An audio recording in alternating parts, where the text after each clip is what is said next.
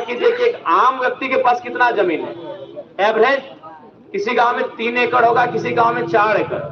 यानी जो भी किसान है उनके पास जमीनें कितनी है? 3 एकड़ या 4 एकड़ है। और हमारे जो नेताजी हैं उनकी जमीनें 200 एकड़ है। और फिर भी वे लोग आकर हमारे सामने उनका परिचय देते हैं कि बहुत ही बढ़िया छवि के नेता है, सामाजिक किस्म के नेता है, और हम लोग मान लेते हैं। ये बड़ा दुर्भाग्य। क्या गलत बोल रहे हैं?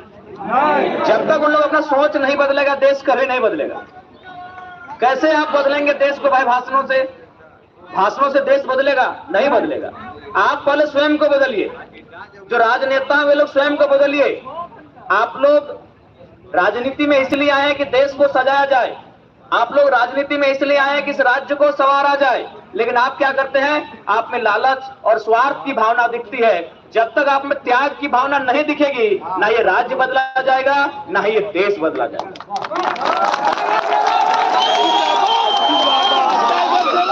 हम पहला घोषणा आपके सामने फिर से दोहराएंगे कि यदि हम लोकसभा चुनाव जीत के आते हैं तो हमारी ओर से जो पहला घोषणा है कि हमें जो सैलरी मिलेगी, मुखिया से लेकर सांसद, प्रधानमंत्री से लेकर राष्ट्रपति, सबको महीना दिया जाता है। जैसे बाकी सर्विस में महीना दिया जाता है, इनको भी महीना यानी सैलरी दिया जाता है। और शायद आज के समय में कुल मिलाकर सांसद की सैलरी 2,91,000 है। अच्छा, हिंदू है ना? सांसद की सैलरी 2,91,000 है। आज हम लोग आपके सामने ये घोषणा करते हैं कि 75% जो हमारी खुद की सैलरी होगी वो जनता के बीच डोनेशन करने का काम करेंगे। दूसरा सबसे महत्वपूर्ण, देखिए, जिसको आप वोट देते हैं, अगर वो आपकी इकोनॉमी को लेकर सीरियस नहीं है, यदि वो आपकी प्रॉपर्टी को लेकर सीरियस नहीं, चूंकि देखिए हम लोग ना पीर फकीर है, ना साधु सन्यासी हैं, हम लोग घर परिवार वाले लोग हैं। यानी हमारी प्राथमिकता क्या है? धन अर्जन करना, संपत्ति बनाना। ये मानव का गुण है भैया। जी हाँ। तो अगर जिनको हम वोट देते हैं वो अगर हमारी संपत्ति की चिंता नहीं करते हैं, इकोनॉमी के बारे में चर्चा नहीं करते हैं, तो फिर वोट देना बेकार है। आज देख लीजिए, जो भी नेता हमारे बीच चुन के गए, पहले चुनाव में क्या करेंगे? एक जिला में 5 एकड़ जमीन खरीदें, वहां प्रॉपर्टी खड़ा करेंगे। दूसरे चुनाव में दूसरे जिला में, तीसरे चुनाव में तीसरे जिला में। तो इस पर भी हमारा एक घोषणा रहेगा, क्योंकि हम लोग एक ऐसी राजनीति करने आए हैं जिससे सच में इस राज्य को बदलने में कारगर साबित हो सके। और मेरा दूसरा ये कार्य रहेगा कि यदि मेरे गृह क्षेत्र से बाहर, मेरे जिला क्षेत्र, मेरे प्रखंड क्षेत्र से बाहर यदि आपको 1 इंच जमीन मेरा मिलेगा खरीदा हुआ, आप दोबारा हमें वोट मत कीजिएगा। ऐसे देश नहीं होगा। आप हमें दोबारा वोट बिल्कुल भी मत कीजिएगा। क्यों भाई? हम जमीन का खोकर थोड़ी है। आपने नेताओं को MP MLA बनाया और वे लोग जमीन की ब्रोकरी कर रहे हैं। पता कर लीजिए, आज यही सबसे बड़ा व्यवसाय है। आज नेताओं का सबसे बड़ा व्यवसाय है जमीन। पूरे जिले में, पूरे राज्य में जमीन खरीदना। इसलिए आपने हमें लीडर चुना है। हम लीडर वाला काम करेंगे, ना कि ब्रोकर वाला और डीलर वाला।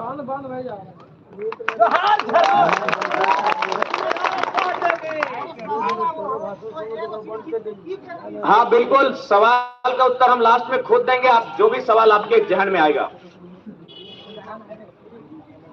तो आज और साथ ही साथ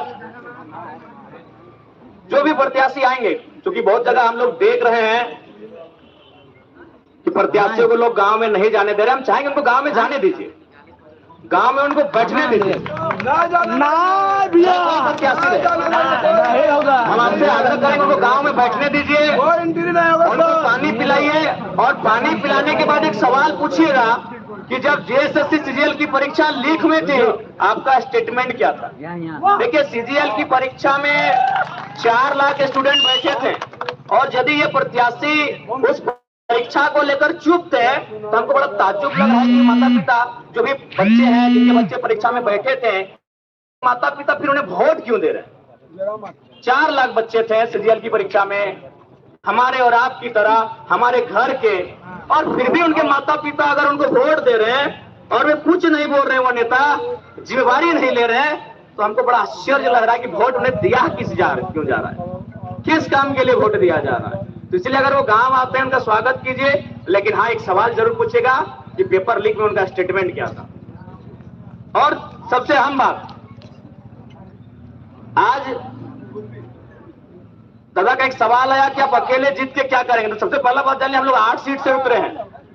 हम लोग तो ठीक है, अगर जिनका भी सवाल आता है, हम लोग 8 सीट से चुनाव लड़ रहे हैं।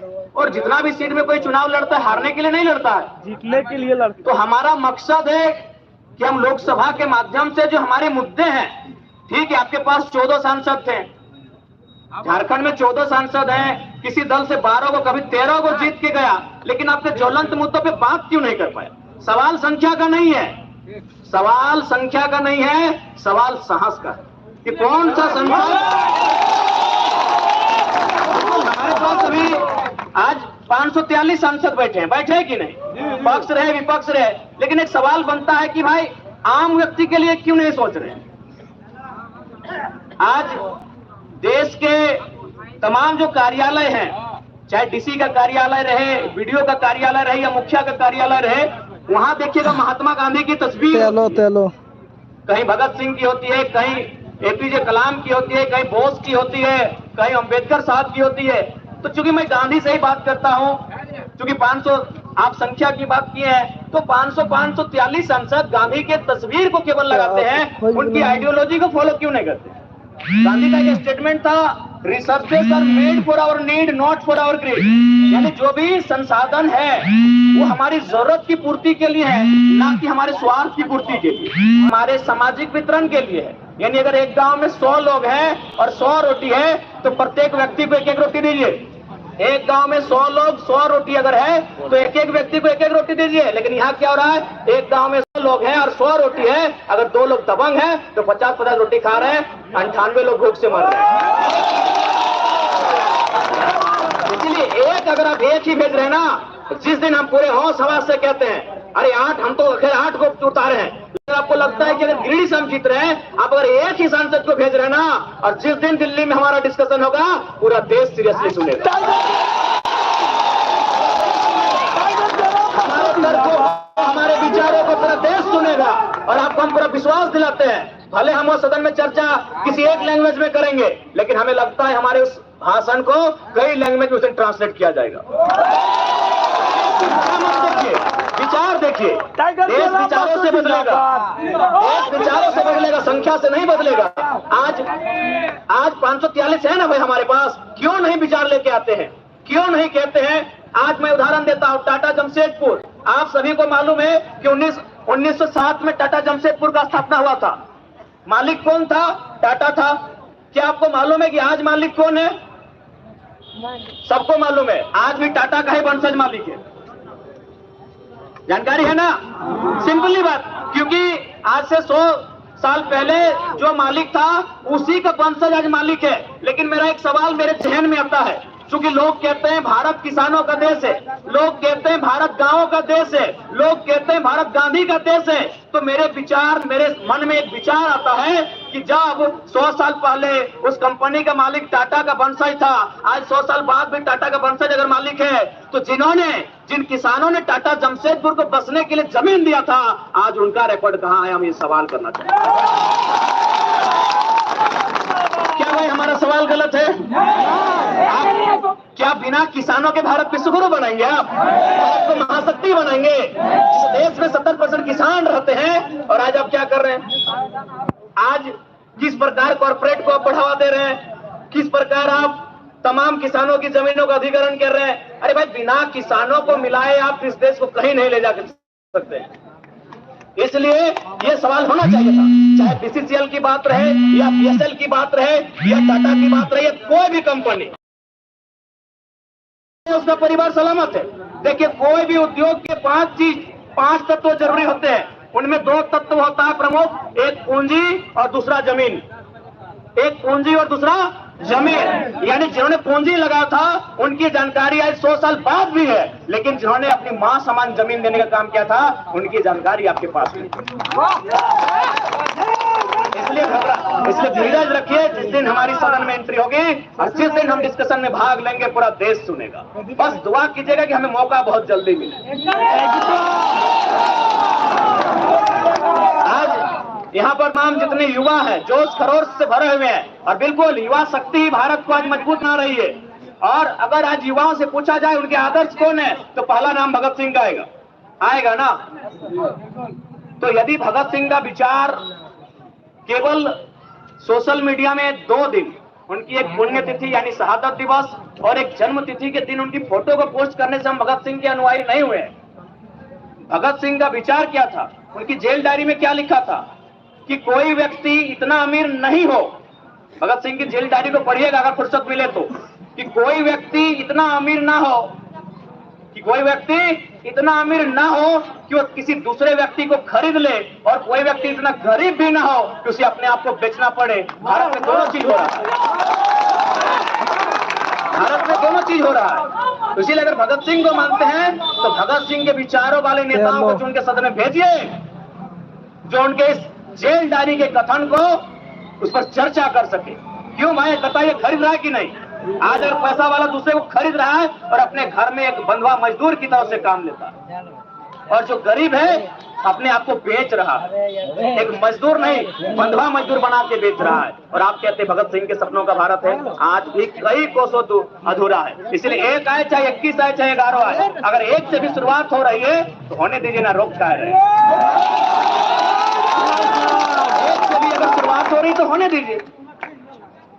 और चूंकि आपको ये, चूंकि हम कोयलांचल की धरती में है, जब सदन में हमारी उपस्थिति होगी तो उस सदन से एक सवाल ये भी होगा कि भैया हमने भारत देश को झारखंड की सरजमीन में 40% खनिज संपदा देने का कार्य किया है, तो यदि हम लोग 40% खनिज संपदा देते हैं तो क्या पूरे 5 साल में एक बार 40 मिनट का डिस्कशन हमारे लिए नहीं हो सकता है? क्या हो सकता है? क्या भाई हमारे लिए पूरे 5 साल, एक सरकार का कार्यकाल 5 साल होता है, क्या हमारे लिए 40 मिनट का डिस्कशन नहीं हो सकता है? आप ही बताइए, क्या हमारे लिए 40 मिनट का डिस्कशन नहीं हो सकता है? हमारा दूसरा सवाल रहेगा कि यदि झारखंड की सरजमीन आपको 27% कोयला देती है, यदि झारखंड की सरजमीन आपको 27% का कोयला देती है, तो कोल इंडिया का हेडक्वार्टर कलकत्ता झांक मारने के लिए है क्या? झांक मारने के लिए है? अब थोड़ा सोचिए कि नुकसान क्या है, सुनाते हैं थोड़ा। कोल इंडिया का हेडक्वार्टर कलकत्ता, आप जितने भी कोलियरी हैं एरिया वाइज पता कीजिए, 99% जीएम कलकत्ता के। हम एक वाक्य कह रहे हैं, लेकिन उस वाक्य को कहने से पहले हम महिलाओं, चूंकि ये वाक्य महिलाओं के प्रति हम माफी मांग के एक वाक्य कहेंगे। हम तमाम जो भी हमारी माताएं बहनें हैं, हम उनसे माफी मांगते हुए एक वाक्य कहेंगे। एक वाक्य है कि बांझ क्या जाने प्रसव की पीड़ा, सुने होंगे आप लोग। इसका अर्थ क्या है समझे होंगे आप। तो मेरे कहने का मतलब है, जो कलकत्ता से जीएम उठ के आएगा वो दुग्धा में जो आग लगा है उसका दर्द समझ पाएगा? कलकत्ता का जीएम जो ढोरी बस्ती में आग लगा है, जो अमला में चपरी में आग लगा है, जो चंद्रपुरा में आग लगा है, उसको समझ में आएगा भैया? इसलिए पूरे सदन में हमारा ये पुरजोर डिस्कशन होगा कि 27% कोयला हम देते हैं, कोल इंडिया का हेडक्वार्टर अब कलकत्ता नहीं, कोल इंडिया का हेडक्वार्टर अब कलकत्ता नहीं, धनबाद या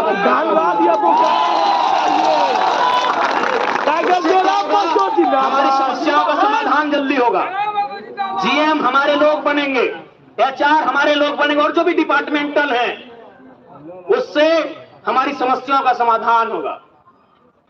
आज देखिए हम अंधेरे में है ना, अंधेरा जी हाँ। आज कितनी मुश्किल से हमें बिजली मिलता है, लेकिन क्या आपको आइडिया है बिजली कहाँ बनता है? क्या भैया? चननपुरा है, आइडिया ही नहीं आपको? चननपुरा भी क्या करते हैं भाई साहब? ये भी एक सवाल होगा कि बिजली का उत्पादन यदि झारखंड में होता है तो बिजली का हेडक्वार्टर भी कलकत्ता का है रहेगा। चाहिए 10 किलोमीटर बिल्कुल, वो हर एक बिल्कुल उस बात का भी रखा जाएगा, और उसमें संसद का पावर होता है। आप निश्चिंत रहिए दादा उसके लिए। और चूंकि ज्यादा समय नहीं, अभी हम लोग और एक इधर कहीं तक जाना है। एक बहुत ही मजाकिया विषय आपको सुनाते हैं। क्यों